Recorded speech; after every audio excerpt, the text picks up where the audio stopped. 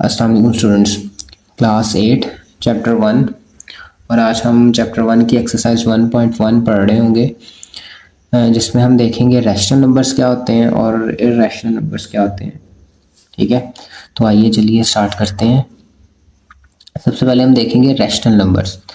अच्छा, ये ऐसे नंबर होते हैं जिनको हम P/Q की शक्ल में लिख सकते हैं। अच्छा, इसका क्या मतलब है? डेट मीन्स जिसको हम बटे की शक्ल में लिख सकते हैं। टू, यहाँ पे एक एग्जांपल मैंने लिखी है 2/3।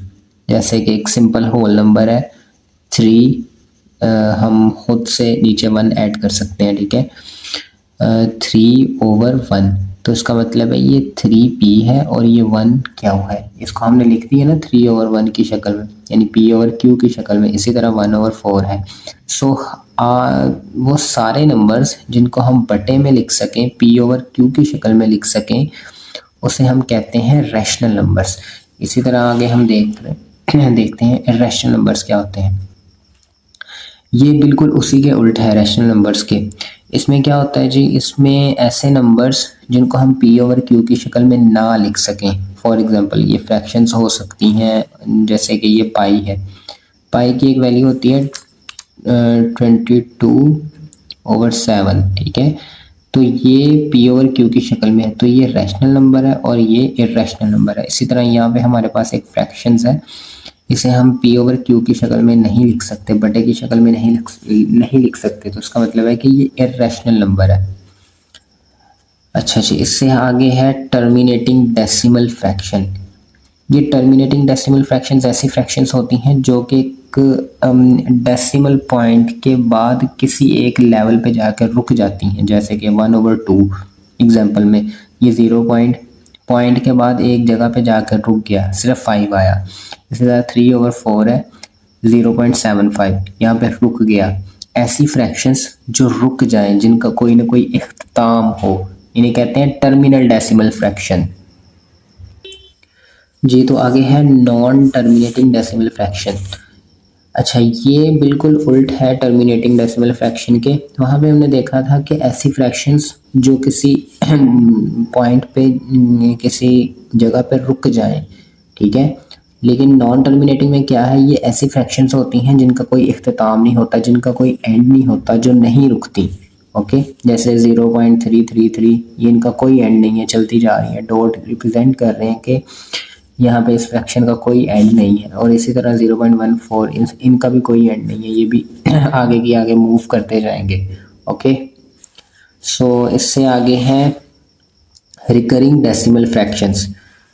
ये ऐसी फ्रैक्शंस होती हैं जिनमें एक पैटर्न या एक सिंगल डिजिट रिपीट हो रहा हो। अच्छा, इसकी एग्जांपल देखते हैं। जैसे कि ये मैंने P/Q की शक्ल में 1/3 को लिखा और ये 0.3333, ये एक पैटर्न रिपीट हो रहा है। ठीक है, एक रिपीटिशन के साथ ये आगे जा रहा है, तो इसे हम कहेंगे रिकरिंग डेसिमल फ्रैक्शन। इसकी ही एक और एग्जांपल 2/9, जैसे यहाँ पे भी एक पैटर्न, एक सिंगल डिजिट रिपीट हो रहा है 0.2222। ठीक है, सो ऐसी फ्रैक्शंस जिनमें एक या एक से ज़्यादा डिजिट्स रिपीट हों या कोई पैटर्न रिपीट हो, तो उसे हम कहते हैं रिकरिंग डेसिमल फ्रैक्शन। ठीक है, इसके बाद है जी नॉन रिकरिंग डेसिमल फ्रैक्शंस। ठीक है, ये ऐसी फ्रैक्शंस होती हैं जिनमें कोई भी डिजिट या कोई भी पैटर्न रिपीट ना हो। ठीक है, जैसे कि पाई की वैल्यू हमारे पास 3.14, यहाँ पे 1 है, यहाँ पे 4 है, यहाँ पे 1 है, यहाँ पे 6 है। इस तरह मुख्तलिफ डिजिट्स आएंगे या मुख्तलिफ पैटर्न, कोई भी चीज़ दूसरे से मैच नहीं करेगी। ठीक है, तो इसे हम कहेंगे नॉन रिकरिंग डेसिमल फ्रैक्शन। इसी तरह एक और एग्जांपल हमारे पास 1.1413। ठीक है, यहाँ पे भी कोई सिंगल डिजिट एक दूसरे से रिपीट नहीं हो रहा और ना ही कोई पैटर्न यहाँ पे रिपीट हो रहा है। ठीक है, तो इसे हम कहेंगे नॉन रिकरिंग डेसिमल फ्रैक्शन। इसके साथ साथ ये नॉन टर्मिनेटिंग है क्योंकि ये नहीं रुक रहा और इसका कोई स्टॉप नहीं है। ये भी नॉन टर्मिनेटिंग है। इसी तरह आगे हमने एग्जांपल्स देखी थी, ये भी नॉन टर्मिनेटिंग है, ये भी नॉन टर्मिनेटिंग है। इसके साथ ये रिकरिंग डेसिमल फ्रैक्शन है, ये भी रिकरिंग है, ये नॉन रिकरिंग है, ठीक है, और ये भी नॉन रिकरिंग है। अब हम चलेंगे एक्सरसाइज 1.1 की तरफ। जिस देखते हैं सबसे पहला क्वेश्चन क्या है। वो कह रहा है identify which fractions are terminating and which are recurring decimal fractions. क्या आपने बताना है इन पार्ट्स में से कि कौन सी जो फ्रैक्शन है वो टर्मिनेटिंग है और इनमें से कौन सी रिकरिंग है, ठीक है। तो चलिए हम देखते हैं कौन सी रिकरिंग और कौन सी टर्मिनेटिंग है। सबसे पहले हम देखते हैं 4/6। अच्छा जी, इसको हम सॉल्व करें ना, आपके पास कैलकुलेटर होगा तो अगर हम कैलकुलेटर के ज़रिए या फिर रैंडमली इसको सॉल्व आउट करें ना, इस फ्रैक्शन को सॉल्व करें तो हमारे पास आंसर आएगा 0.666, ठीक है। तो मैंने कहा था आपसे कि ये नहीं रुक रहा, यहाँ पे नहीं स्टॉप हो रहा, तो ये एक तो नॉन टर्मिनेटिंग है। इसके साथ साथ नॉन टर्मिनेटिंग के बारे में उन्होंने हमसे पूछा ही नहीं। अब उन्होंने कहा है कि टर्मिनेटिंग के बारे में बताना है और रिकरिंग के बारे में बताना है। तो ये एक कंडीशन में फॉल कर रहा है, एक कंडीशन को फॉलो कर रहा है, वो है रिकरिंग, बिकॉज यहाँ पे एक पैटर्न एक सिंगल डिजिट रिपीट हो रहा है, ओके। अब इसी तरह एक और आगे 11/12, यहाँ पे ये 0.9166। अच्छा, ना तो ये रिकरिंग है, ठीक है, बिकॉज यहाँ पे ये डिफरेंट नंबर्स हैं, ठीक है, और इसके साथ साथ ना तो ये रिकरिंग है और ना ही ये टर्मिनेटिंग है, बिकॉज ये नहीं, इसका एंड नहीं है, इसका स्टॉप नहीं है, ठीक है। तो ये एक ही कंडीशन में फॉल करेगा, नॉन टर्मिनेटिंग, ओके। तो हमने नॉन टर्मिनेटिंग लिख दिया नीचे, बिकॉज ये दोनों कंडीशंस में नहीं आता। आगे है 1/3, यहाँ पे है 0.3333, तो ये सेम पैटर्न है, हम कहेंगे जी ये रिकरिंग डेसिमल फ्रैक्शन है, ओके। इसी तरह 2/5 है, यहाँ पे इसको सॉल्व करेंगे 0.4 आ जाएगा, ये एक टर्मिनेटिंग है बिकॉज ये स्टॉप हो गया। इसी तरह 8/11 है, ये इसको सॉल्व करेंगे तो यहाँ पे 0.727272, यहाँ पे एक पैटर्न रिपीट हो रहा है तो हम कहेंगे ये रिकरिंग है। इस तरह 5/12 है, यहाँ पे इसको सॉल्व करेंगे 0.41, ये वही पार्ट 2 वाला केस आ गया, ठीक है, नॉन टर्मिनेटिंग होगा बिकॉज इट डजंट स्टॉप, और यहाँ पे ये कोई पैटर्न भी रिपीट नहीं हो रहा, तो ये नॉन टर्मिनेटिंग के केस में जाएगा, ठीक है।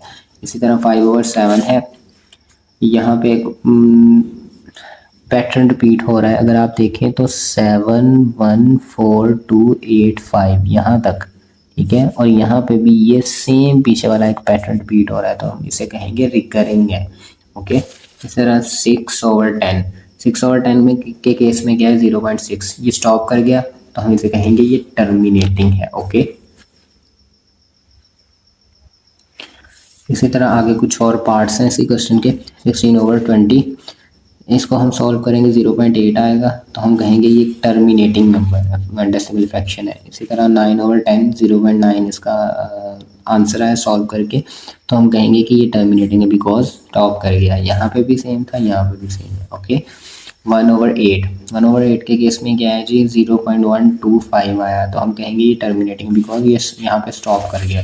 इधर 14/20 0.7 आया बिकॉज यहाँ पे भी स्टॉप कर गया, तो हम कहेंगे कि ये टर्मिनेटिंग नंबर है। 2/3 के केस में क्या जी 0.666, ये एक नॉन टर्मिनेटिंग तो है ही, लेकिन इसके साथ साथ ये रिकरिंग भी है, ओके। तो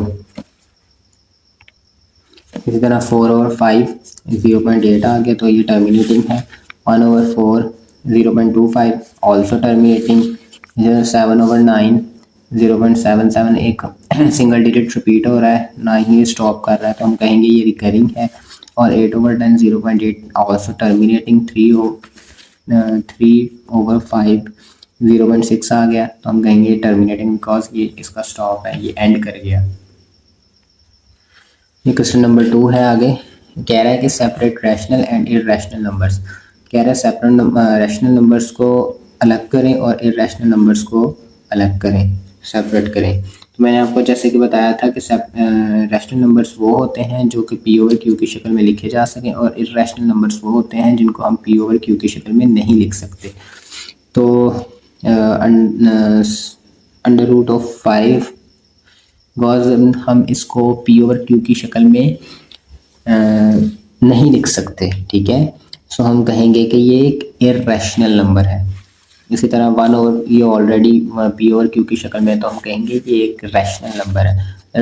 2.15 इसको हम पी ओवर क्यू की शक्ल में डाइवर्ट करेंगे। यहाँ पे हमने पॉइंट ख़त्म किया और नंबर गिन लिए 1 2 3। इन 3 नंबर यहाँ पे पॉइंट था, तो हमने उसे रिमूव करने के लिए नीचे 3 ज़ीरो लगा दिए, ठीक है। तो वो एक रैशनल की शक्ल में आ गया, ओके। तो हम कहेंगे कि ये एक रैशनल नंबर है। अच्छा, यहाँ पे एक अलग सा पैटर्न फॉलो किया जा रहा है, 8.1 8 2 8 1 8 2 8 1 8 2। यहाँ पे आपको एक बात याद रखनी है कि repeating decimal fractions always rational. वो अगर आपको लगे ना कि ये रिपीटिंग डेसिमल फ्रैक्शंस हैं, ठीक है, तो आप हमेशा कहेंगे कि ये एक रैशनल डेसिमल फ्रैक्शन है, ओके। इसी तरह पार्ट 5 में देखते हैं 2.751। यहाँ पे भी हमने इस पॉइंट को रिमूव करने के लिए ये 3 ज़ीरो नीचे लगा दिए और हम कहेंगे कि ये एक रैशनल नंबर है बिकॉज हमने उसे फ्रैक्शन की शक्ल में लिख दिया, एक ओवर की शक्ल में लिख दिया। सॉरी, मैंने फ्रैक्शन कह दिया, हमने उसे बटे की शक्ल में लिख दिया। और यहाँ पे ये पॉइंट मुझसे गलती से लग गया, आपने इसको रिमूव कर देना है, यहाँ पे पॉइंट नहीं आएगा, ओके। तो it's also called a rational number.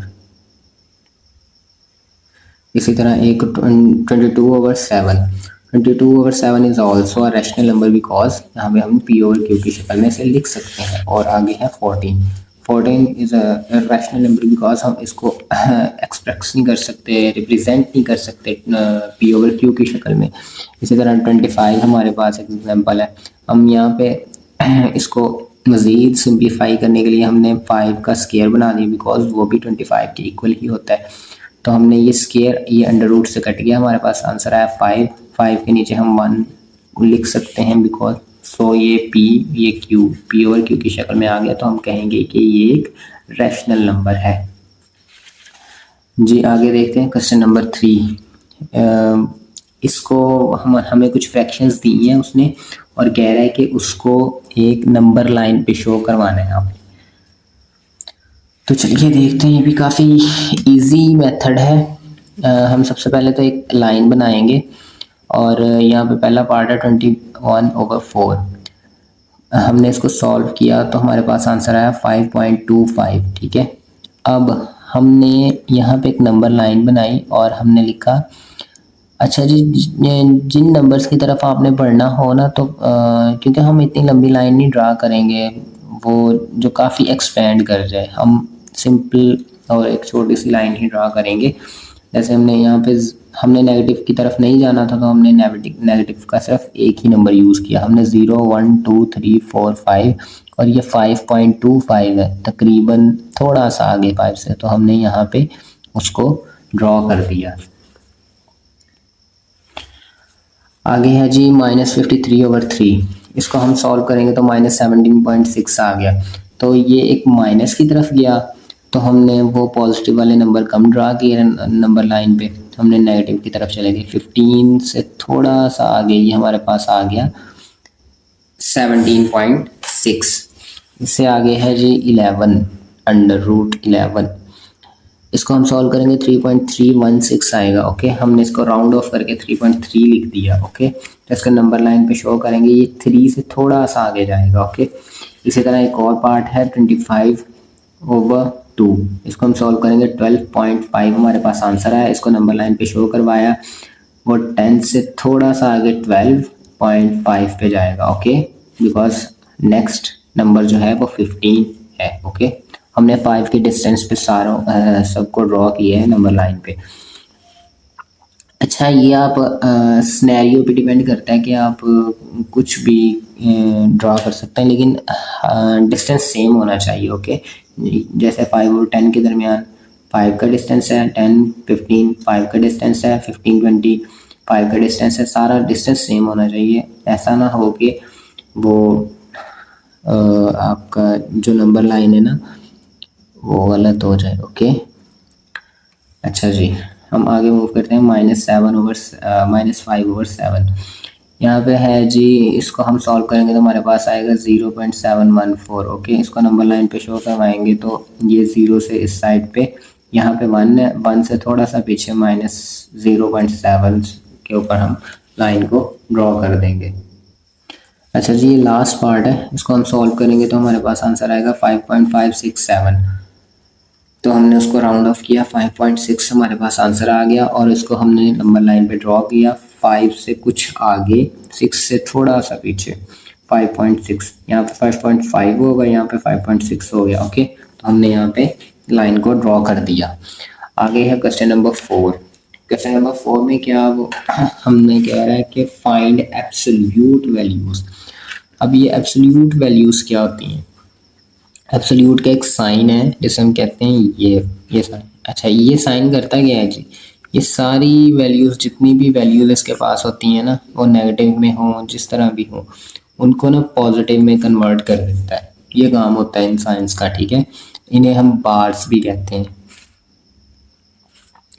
अच्छा, सबसे पहले हमारे पास नंबर है जी 15। इनको हम इस साइन के अंदर लिखा, इन बार्स के अंदर लिखा, तो ये ऑलरेडी पॉजिटिव है, तुम्हारे पास आंसर पॉजिटिव ही रहेगा। इससे आगे है -21। -21 को हमने बार्स के अंदर लिखा, जैसा कि मैंने आपको बताया कि ये हमेशा पॉजिटिव रिस्पॉन्स करता है। तो हमारे पास -21 में एज अ 21 उसने हमें रिस्पॉन्स कर दिया, माइनस पॉजिटिव में कन्वर्ट हो गया। इसी तरह -36 है, एज इट इज़ 21 की तरह ये भी पॉजिटिव का 36 आ जाएगा। इसी तरह -9 पॉजिटिव का 9 आ जाएगा। -100 पॉजिटिव का 100 आ जाएगा। ओके, इससे आगे जी 88 ऑलरेडी पॉजिटिव है, तो हमेशा ये पॉजिटिव ही रहेगा। अच्छा जी, नेक्स्ट हम देखेंगे क्वेश्चन नंबर 5। वहाँ पे हमें एब्सोल्यूट वैल्यू फाइंड करने के लिए कहा गया था लास्ट पार्ट में, लास्ट क्वेश्चन में। तो यहाँ पे थोड़ा सा डिफरेंस है, फाइंड एब्सोल्यूट डिफरेंस। हमने यहाँ पे डिफरेंस फाइंड करना है कि दो वैल्यूज़ के दरमियान एब्सोल्यूट डिफरेंस कितना है, ठीक है। यहाँ पे हमने लिखा -7 ठीक है, ये माइनस आता है दरमियान में। ओके, डिफरेंस फाइंड करने के लिए डिफरेंस को माइनस में कहते हैं ना, तो ये डिफरेंस माइनस डिफरेंस को ही रिप्रेजेंट कर रहा है। माइनस वैल्यू वैसे ही, -7 वैसे ही आ गया माइनस, और ये -2 इस तरह आ गया। साइड पे हमने बार्स लगा दी। ओके, एब्सोल्यूट वैल्यू का साइन लगा दिया। ओके, तो हम इसको सॉल्व करेंगे। -7 वैसे ही आ गया, माइनस माइनस पॉजिटिव हो गया, 2 आ गया, और ये -5 हो गया। आंसर हमारे पास ओवरऑल रिस्पॉन्स जो होगा तो 5 आ जाएगा। इसी तरह 8 एंड -3 है, 8 वैसे ही आ जाएगा, माइनस में आ जाएगा, और ये -3 स्क्वायर रूट में आ जाएगा, और ये साइड पे बाहर आ जाएंगी। 8 प्लस ये माइनस माइनस प्लस हो गया, ये 3 हो गया, और ये 11, और ये ओवरऑल बार्स ख़त्म हो गई। एब्सोल्यूट वैल्यू हमारे पास, एब्सोल्यूट डिफरेंस हमारे पास 11 आ गया। ओके, इसी तरह हमारे पास एक और पार्ट है, पार्ट 3, -5 एंड 1। यहाँ पे हमने इसका एब्सोल्यूट डिफरेंस फाइंड किया, -5 -1, ठीक है। साइड पे हमने बार्स लगा दी, बार्स -6। ओके, -6 डाइवर्ट हो गया पॉजिटिव 6 में, हमारे पास आंसर आ गया। ओके, ये हमारे पास लास्ट पार्ट है 2 एंड 3। 2 -3, ठीक है। 2 में से 3 माइनस किया तो हमारे पास आंसर आएगा 1। 1 नेगेटिव से पॉजिटिव में कन्वर्ट हो जाएगा, तो हमारे पास फाइनल आंसर जो है वो पॉजिटिव का 1 आ जाएगा। अच्छा जी, यहाँ पे ना थोड़ा सा आपको कंसंट्रेशन अपनी ऐड करनी पड़ेगी। यहाँ पे अगर आप फोकस के साथ देखिएगा क्वेश्चन नंबर 6 को। 15 एक होल नंबर है, 3/4 एक फ्रैक्शन है, ठीक है। 50 3/4 kg राइस है हमारे पास। Okay, is to be packed equally in 5.5 kilo. ये 1/2 0.5 को रिप्रेजेंट कर रहा है, ठीक है। 5 kg 5.5 kg पैकेट्स, ठीक है। हमारे पास 50 किलो चावल है। हम अप्रॉक्सीमेट सिंपली देख लेते हैं। हमारे पास 50 किलो चावल हैं जिन्हें हमने 5.5 किलो के पैकेट्स में डिवाइड करना है, ठीक है, पैकेट्स में बेसिकली पैक करना है। तो वो कह रहा है अगर हम 50 किलो राइस के पैकेट्स बनाएं और हर पैकेट्स 5.5 किलो का हो, तो आपने बताना है how many packets will be packed, total कितने पैकेट्स हम पैक कर पाएंगे। ओके, तो चलिए इसके सॉल्यूशन की तरफ हम बढ़ते हैं, देखते हैं ये कैसे सॉल्व होगा। हमारे पास टोटल राइस थे 50 kg 50.75 kg। ओके, अच्छा ईच पैकेट हमारे पास जी 5.5 kg। ओके, 5.5 किलो का ईच एक पैकेट होगा 5.5 किलो का। अच्छा, नंबर ऑफ पैकेट्स हमने फाइंड करने हैं। तो जो हमारे पास टोटल राइस है 50.75 kg, इसको हम नंबर ईच पैकेट पे डिवाइड कर देंगे 5.5, तो हमारे पास जो आंसर आएगा वो पैकेट्स, टोटल पैकेट्स आ जाएंगे। इतने पैकेट्स बनेंगे, 9 पैकेट पूरे बनेंगे और थोड़ा से उससे ऊपर हो जाएंगे। ओके, 9 kg एंड 200 ग्राम्स, इस तरह आप कह सकते हैं, इतने पैकेट बनेंगे। ओके, अच्छा इसी का आगे एक और पार्ट है, how much rice in 8 packets mass 5.5 kg। कह रहा है कि अगर इन 8 पैकेट्स में कितने राइस होंगे, अगर एक पैकेट का वेट 5.5 kg हो जाए तो 8 पैकेट्स में कितने राइस बनेंगे, टोटल राइस आपने बताने हैं। सबसे पहले तो हमारे पास जो पैकेट्स हैं वो 8 और जो हर पैकेट का वेट है, मास, वो हमारे पास 5.5 kg है। ओके, तो हमने फाइंड क्या करना है, हमने टोटल राइस फाइंड करने हैं जो कि 8 पैकेट्स में मौजूद है, कि हर पैकेट 5.5 kg का हो। ओके, तो हम यहाँ पे थोड़ी सी कैलकुलेशन हम करेंगे। इस 8 यहाँ पे हम लिखेंगे 8 को बेसिकली 5.5 के साथ हम मल्टीप्लाई कर देंगे। ओके, तो हमारे पास आंसर आएगा जी 4 इतने राइस हमारे पास होंगे। ओके, सो ये इसका सॉल्यूशन था। इसके साथ साथ है क्वेश्चन नंबर 7, उसकी तरफ हम बढ़ते हैं।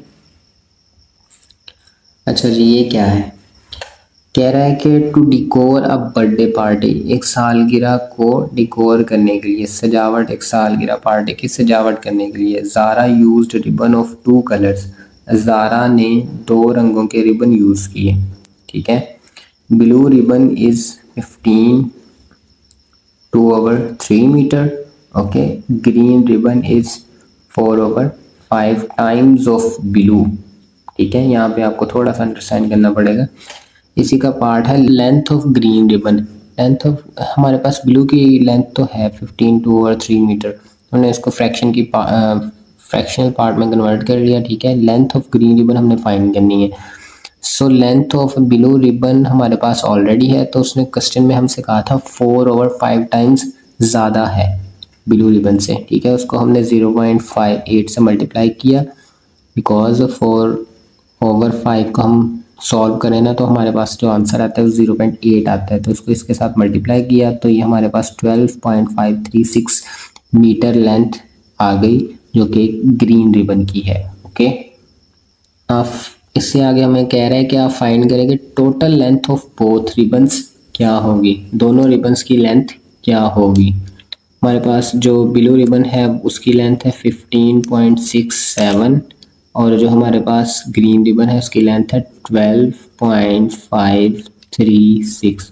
हम इन दोनों को सिंपली ऐड कर देंगे तो जो हमारे पास सॉल्यूशन आएगा वो इन दोनों लेंथ्स का सम होगा। तो हमारे पास आंसर आया जी 28 पॉइंट, सो हमारे पास आंसर आया 28.206 मीटर। ये दोनों रिबन्स की टोटल लेंथ है। ओके,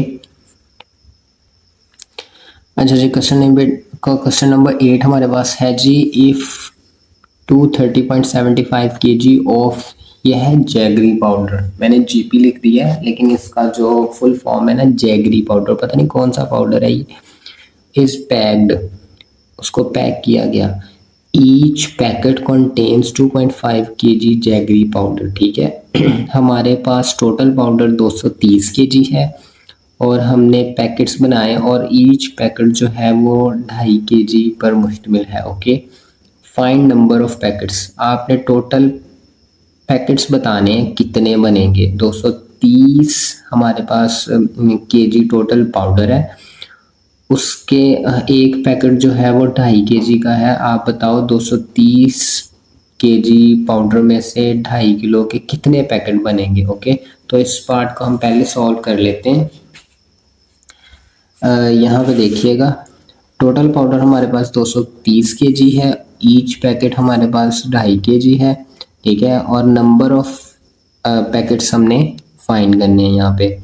इसका काफ़ी सिंपल सा सॉल्यूशन है, इजी मेथड है। 230.75 इसको हम डिवाइड कर देंगे 2.5 के पास, तो हमारे पास नंबर ऑफ पैकेट्स हमें मिल जाएंगे। नंबर ऑफ पैकेट्स क्या है, तो हमें इसको देखते हैं। 0.75 डिवाइडेड 2.5, तो हमारे पास जो सॉल्यूशन आया वो आया जी 923। ये हैं जी पैकेट्स। ओके स्टूडेंट्स, अभी इसका सेकंड पार्ट क्या था जी, वो कह रहा है कि also find how much GP is there in 15 packets of mass. अगर एक पैकेट का जो वेट है वो 2.5 kg हो तो 15 पैकेट्स में कितना जैगरी पाउडर आएगा। अच्छा जी, इसका सॉल्यूशन हम देखते हैं कि यहाँ पे हमने टोटल पाउडर फाइंड करना है। मास जो है वो 2.5 kg है पैकेट का और नंबर ऑफ पैकेट्स हमारे पास 15 है। तो जस्ट इसका काफ़ी आसान सॉल्यूशन है। 15 को हम 2.5 के साथ मल्टीप्लाई कर देंगे और जो हमारे पास सॉल्यूशन आएगा वो हम यहाँ पे ऐड कर देंगे। 37.5 हमारे पास इसका सॉल्यूशन आया, तो ये होगा जी total powder. Okay, sum of total powder, यहाँ पे हम लिख देंगे केजी। इतना पाउडर हमारे पास टोटल आ गया। ओके,